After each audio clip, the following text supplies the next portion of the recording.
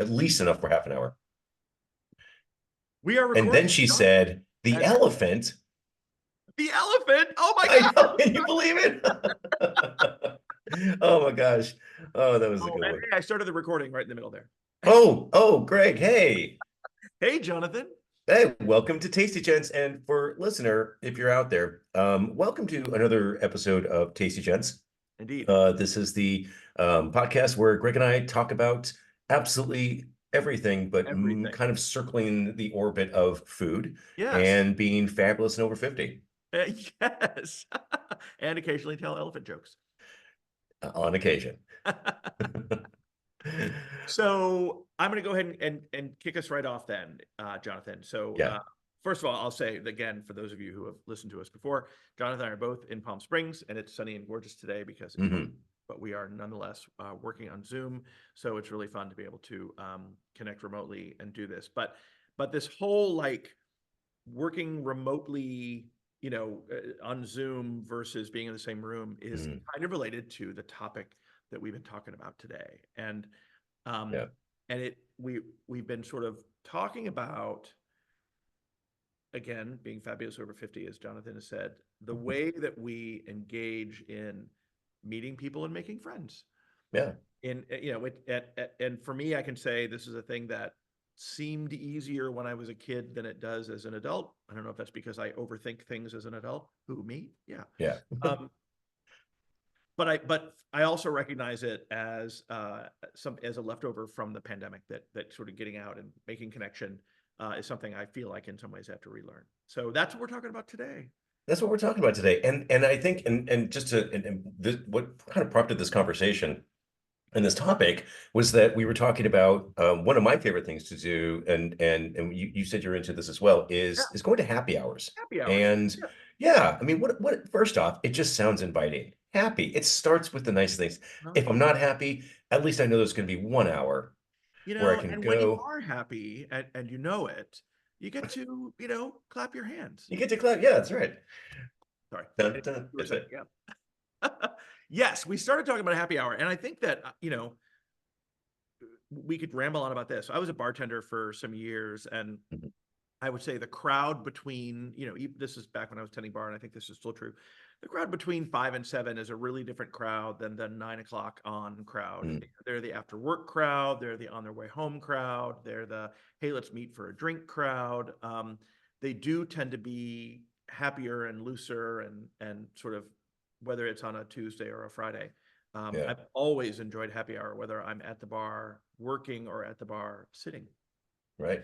And for us, Andrew and I, we used to work together, and so it was really neat because especially within for those of you who've driven in California quite a bit, especially in the Bay Area, you understand that there's just a lot of traffic. Mhm. And so you would get off of work, we would get off of work, and everybody would go to whatever their local, whatever the bar was that they liked, right? And it sounds in retrospect like, oh yeah, we stopped to drink for an hour and a half before we drove home. But we did eat and we took our time and we would hang out. And then so you get off of work at say like 5 or something, and then between 5 to 7:30, traffic is unbearable. Mm. And then after 7:30, it's everyone's made it home. And Mhm. so, you can go in, you could have like a little bit of happy hour time, have a responsible amount of libation, and then the traffic's passed and you go out, but you see other people from work while you're there. It was always really fun. Yeah, so we would do that probably maybe once or twice a week. Right on. The other Yeah. thing I like about happy hour, especially over the past few years, the my own personal evolution, as I've mentioned on the podcast before, I stopped drinking alcohol a few years ago because it affects my heart, makes my heart race. Yeah. And so I stopped. But the other thing that is true is that I don't like eating a large meal for dinner. I find that if I go to sleep on a full stomach, I sleep really badly. And so for me, happy hour is great because I can have a few small things, and that's my dinner. So Yeah. you get like some meatballs and some cheese and crackers or whatever it ends up being. That's all I really want at dinner time, and it works well with sort of the what my life has become. So it sounds weird and bad, um, but yeah, happy hour fan. Yeah, big fan, and I like it because it also gives you an opportunity. If you just look it's kind of like tapas, right? You get a really good idea in very small presentation of what the range of the restaurant and what the kitchen staff is capable of producing, right? Yeah. And of course, happy hours is really like a moneymaker, right? Because restaurants that serve alcohol make quite a bit of profit off of those drinks, right? It's a big profit, so they want to get you in, they want to have you, a little bit of food to keep you stay, and then get a drink or two, um, and then go for the dinner All group. true. But I like it because I get to see, like, if I wanted to come back for dinner, I know, wow, these guys really know how to do XYZ Right. like really well. I'm definitely coming back for the full meal of whatever this is. Agreed completely. Yeah, it's a chance to try out what they've got, and especially restaurants that kind of enjoy putting together those small plate appetizers and small plate offerings. And the other thing, of course, too, and this is back to kind of where I started. It's a great way I have found, and a informal way of just meeting people. And so one of the Yeah. things we were talking about before is in the maybe the late spring or maybe over the summer.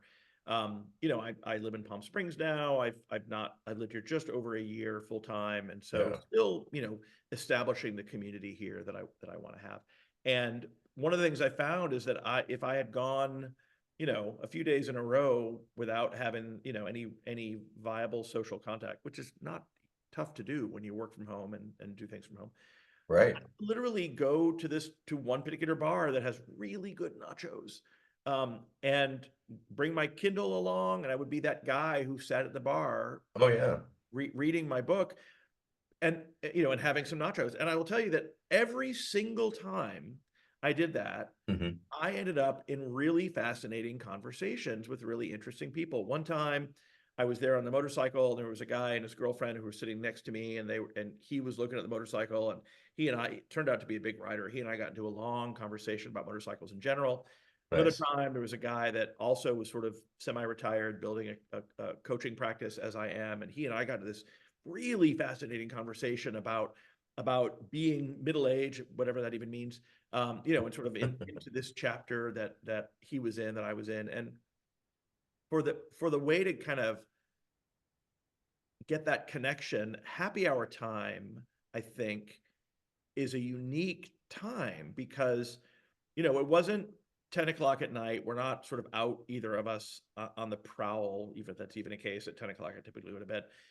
It doesn't have any contrivance around it. We're just having a Yeah. casual time at the bar that ended up being really positive. So yeah, I like I it. love that. And I think that, that's something that I've done in the past too, especially if I'm traveling for work or something like that. I can go to, and I don't know the city very well, or I don't even know where I am, but if there's Yeah, a restaurant, and I'll look it up, like best happy hour in whatever yeah, city that I'm in, try to get it out to that area, or to this group of restaurants, and um just people watch, see what's going yeah. on, what are people up to, and what's it like around here. And yeah, almost all the time, people, they love to talk about themselves, and so if you ask the right questions, you get to know a lot about the area.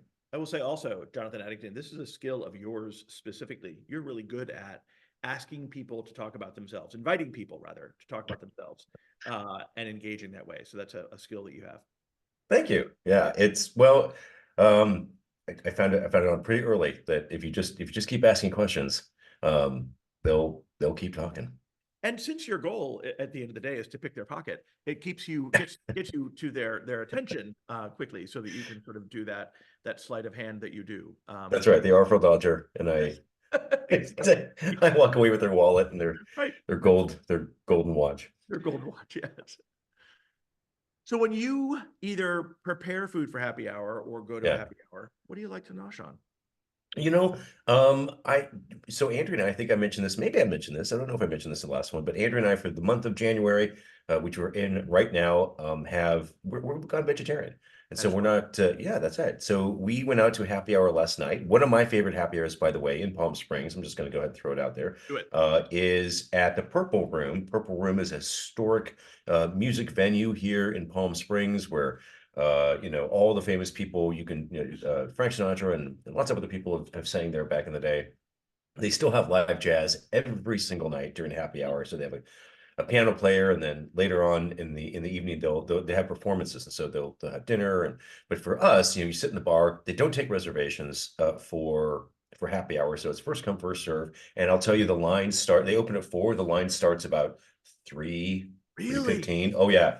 People want this because Man. the happy hour menu it's extensive. Hmm. It has everything from like short ribs to meatballs to and so Andrew and I had artichoke dip, and Ooh. we had a wedge salad with no bacon, and we had Oh, oh my gosh, what else was it?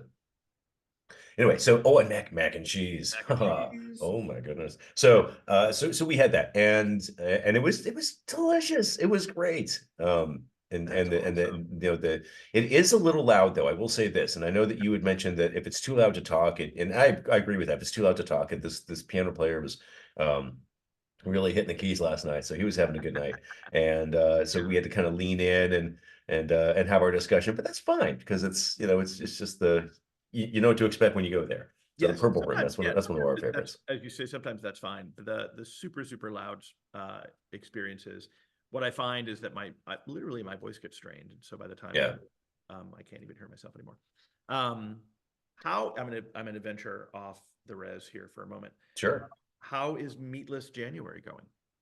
Oh, it's great. Yeah. It's great. We're having so much fun.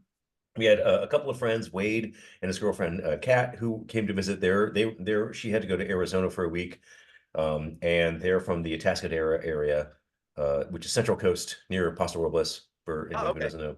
Got it. And so they live out there, and they kind of swung through this way, and they stayed the night on the way over, and they're actually staying the night on the way back. And so I said, hey, we're doing meatless, and I'm making Indian this tonight, so come on over and stay the night, and we'll make samosas, and we did a curry, we did a mushroom curry. Ooh, It was great, yeah. And then I made a Bombay potatoes, which was quite spicy, okay. and I loved it, so it was great. So we Nice. did so yeah, we just been experimenting. And of course all the normal things, like we have salad and you can have pasta and Sure. stuff like that. But so far, and we haven't missed the meat. And Andrea is saying she might just continue with and see how it goes. Yeah. There's all kinds of cool creative things you can do without meat, I have found. I feel like we talked Mhm. about this on a previous episode of Tasty Gents as well. Yeah. We may have, but um I it's interesting. I tend to just, and this is, I think, cultural, it certainly within the United States, it's so easy to eat meat Yeah. that the choice to not eat it is a little bit, has to be a little bit planned and focused. Yeah.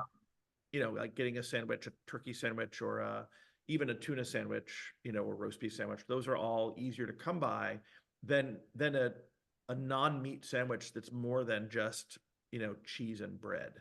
Right. Yeah. So I think lots of cities lots of urban areas are getting better and better at vegetarian options, but I think it's still, well, either it's cultural why we eat meat, or I'm super lazy. I don't know. Could be both. Well, so because it's so easy to say that there is bread, lettuce, tomato, Yeah. cheese, meat, mayo, and whatever that is, and it's the same sandwich, but just switch out the meat part, right? Right. So easy to do that, then think, well, what am I gonna do? Grill eggplant? What am I putting on there now? Am Right. I Yeah. and how much extra work is that? And how long Yeah. do you grill it for? Like, we're just not used to it. So I'm used to it. Yeah, exactly. Sliced turkey, you think of the space dedicated in the grocery store to deli ham and deli turkey and corned yeah, beef and pastrami and all the other things that are, they're variations on mammals that get cooked and sliced and chopped up for our yeah, pleasure. yes, for our pleasure. I What? have friends who are, that's their thing. Mammals is their thing. So they will eat fish and they will eat birds, which is to say chicken. Yeah. But beef and pork and lamb, mammals, they're like, nope, not going to do it. Yeah. I haven't Yeah, asked. and I was a vegetarian. I think I mentioned this. Oh, I think we did talk about this before, but Yes, yeah. and I was a vegetarian in my previous life for probably almost 12 years. Oh wow. And but we would go off and now and again if we went to somebody's house and they serve Yeah. fish, we'd eat the fish. If they serve something like we wouldn't we didn't make it hardcore, but we didn't. Part of it was that I was in the military and did not make a lot of money. And it is really less expensive to be a vegetarian than it is Oh, to interesting. be meat. Oh yeah, chickpeas are way cheaper than beef. So Probably as it true. turns out, Yes. Do you think now you are a really creative chef, I'm going to say. hmm. Do you think some of that came from your time as a vegetarian when you were getting creative with ingredients that maybe weren't as commonly cooked? Some of it, yeah, because then it's and we didn't have things like the Impossible Burgers or we had a lot of it was really mostly I ate a lot of beans and then we ate like a lot of pastas and like vegetarian lasagnas and all that kind of stuff, right? So vegetable lasagnas. And so Yeah. we would do we did eat eggs, we weren't completely Sure. strict. We weren't vegan for sure. And cheese, Mhm. things like that. And so we weren't, it wasn't but mostly. So I would say is because it wasn't about the thing that I missed as a vegetarian was texture and taste. And I wanted to, there's just and I'm not a vegetarian now. I mean for this month I am, but I certainly eat everything else. And there's just for me, there's texture and taste that certain um that certain animals have that beans don't. And I'm like, hey, you're a delicious little chicken. Come here. So and I would miss some of that. I did. And so but we were pretty good. We were pretty good. And so not only was it less expensive, but I also found that I never had indigestion. Oh, Like I would eat more normal portions, because if you think about, let's talk like culturally, like what's more American than a platter that gets put down and there's a 30-ounce steak on it with a potato next to it yeah. dripping with butter and maybe a side of peas or whatever it is, right? Like Right. Yeah. that's and you wouldn't have 30 ounces of chickpeas on your plate or whatever, like a platter of chickpeas. That would be too much. Be awful. So I found that I was actually a more moderate eater Oh, when I was that's vegetarian. interesting. Well, Yeah. it's that's interesting as you describe it because you're right. When I talk about my own, like I don't like to eat at night. Um, a lot of people, good people, smart people, Yeah. are still in kind of a mode of meal taking that I feel like is left over from the middle of the last century, and that includes dinner with a large piece of meat, a pork chop and maybe seconds, or a steak and a Yeah. carbohydrate, a potato or some rice, and then maybe a vegetable. And that's not necessarily what our bodies want. It's not necessarily what's best for us. Sure. Um, and yet I know so many people that are still, I have a good friend who, if there isn't meat on his, if there isn't the largest meal of the day for him needs to be around 6 or 7 o'clock at night, and it must include meat or it doesn't count. Or it doesn't count. I'm just gonna Yeah, keep going back until it does. Like exactly. Yeah, it's like another plate, please, because I didn't get enough meat on this one. Yeah, and I think, and very much it's cultural leftover as opposed to sort of what serves him. So I think that we're Yeah. sorry. That's not uncommon. And it's, I certainly grew up with, dinner being the biggest meal of the day. Yeah, And it was just, because then what did we do? We had the longest period of our day where we were basically fasting throughout the night as we sleep. right. And then we break fast Yeah, and we have that first meal and it, if that's what you're into. But for as a species, we would, I mean, for lots of cultures, one meal a day yeah, was normal. Like you wouldn't, my God, 3 meals a day. What are we, is it Frodo and his companions were out there right. having second breakfasts Second and, breakfast, 11 teas. third lunch? Yeah, and then you think about the marketing involved in that. I remember seeing the TV, the TV commercials when I was growing up. That thus and such. Frosted Flakes are part of this balanced breakfast, and there would be toast and a bowl of Frosted Flakes and a glass of orange juice and a Yeah, glass of milk and maybe something else as well. And it's just all, first of all, sugar. yeah. But this idea that you need to have this enormous meal. Anyway, we're onto all sorts of different unexpected topics. Yeah, and I never grew up with sugary cereals or much sugar in my life at all because as somebody who, well, you may not believe this, was a very high energy child. Right. Any additional sugar that was put in my body basically set me off, and I turned into like Mr. Hyde from Dr. Jekyll. But my Mr. Hyde was that I would just run around the house like some mad child until Yeah. the sugar burnt off, and then I take a nap. So it really affected me. So no sugary cereals. So I would like kids would go to school or you would go to the school. I don't know if you remember this. Sometimes the schools would have like Fruit Loops, like these little tiny Yeah. cartons of it, and you could Right. open the carton in the middle and pour the milk in. And For the milk, yeah, actually, carton. Yep. Did that. never had those. Mhm.